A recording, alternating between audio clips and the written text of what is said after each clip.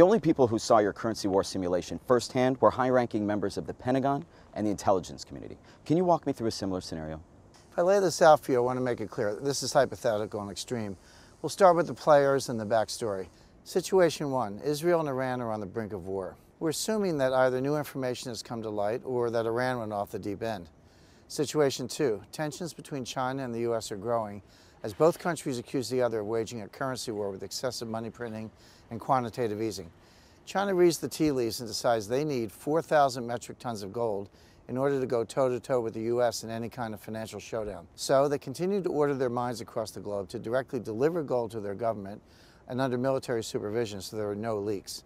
Let's say from 2009 through today, they've secretly stacked up 2,000 tons, and they aren't telling anybody. They still need another 2,000 tons. Now this is where the $1.4 trillion war chest in China's sovereign wealth fund comes into play. A few years back, using back channels and money from their sovereign wealth funds, let's say China sets up a seemingly unconnected web of hedge funds in the Cayman Islands, Malta, Cyprus, places like that. So for years they play the long game, acting as a sleeper cell. Most of the day-to-day investing is on the up and up. But what this web of hedge funds has also been doing is gradually buying up more and more blocks of gold futures contracts.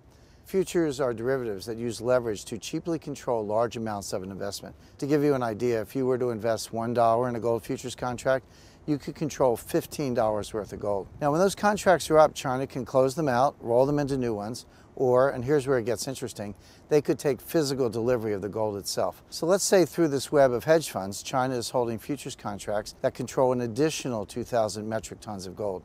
Now they've got their magic number, 4,000 tons, but nobody knows it. So, situation 1, Iran and Israel are on the brink of war. Situation 2, tensions are rising between the United States and China, with China secretly stockpiling massive amounts of gold. That's the backstory. Given what you've already revealed, that doesn't sound impossible. Now let's run the war game simulation. Fearing for their safety, Israel launches a surprise strike on Iranian nuclear facilities using air raids and cyber warfare. Iran strikes back by closing the Strait of Hormuz with mines, blocking off over a third of the oil on the sea. They then launch intermediate-range missiles at Israel. War escalates in the Middle East. Oil prices have surged to $200 a barrel. Gold hits $2,500 an ounce. China's gold futures contracts are now controlling north of $176 billion worth of physical gold.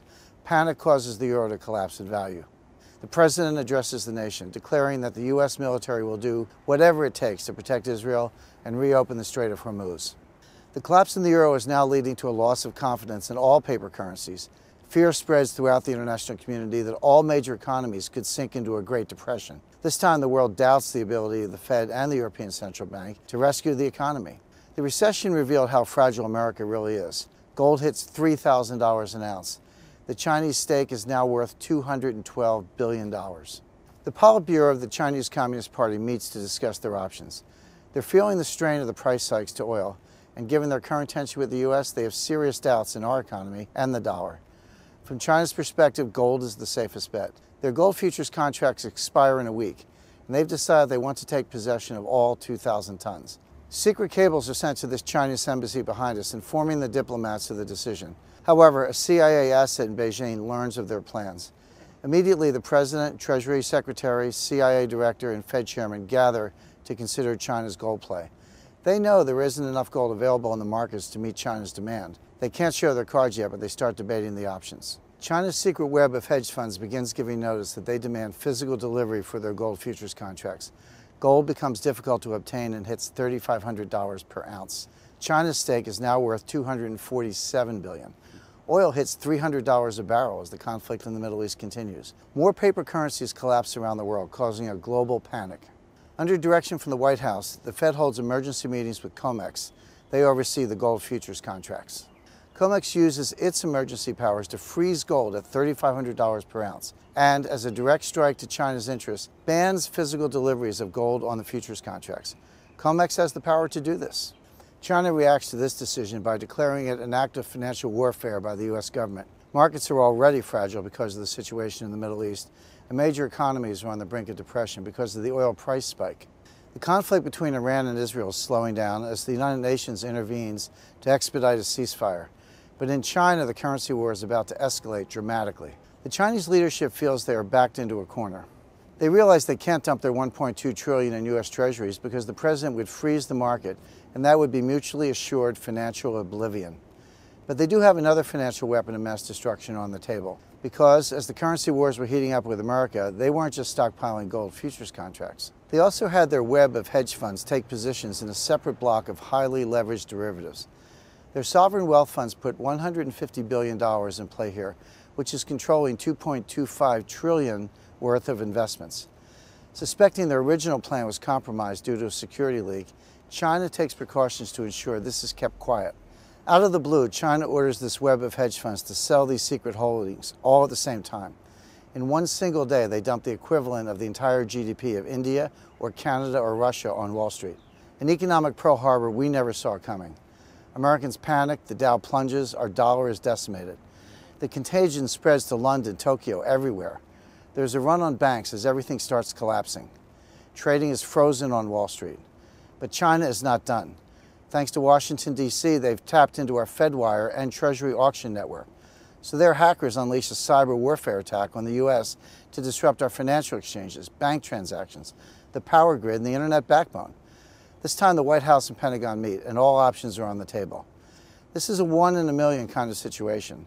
But with my help, it's exactly the kind of crisis the Pentagon and the national intelligence community prepare for. What you just described sounds like something out of a movie. And now, of course, that's a very extreme scenario. But given America's current path, what do you think is a more likely outcome? Let me be very clear. The United States' role in this currency war is setting the stage for a global financial meltdown. Today, the risk is not only of a serious panic or depression, like what occurred during the first currency war, but also of a collapse of the entire monetary system. Americans lost $50 trillion from the recession, nearly 40% of their net worth on average. I believe the outcome of this currency war could be twice as bad or worse. America is nowhere near a real recovery, despite what Washington says.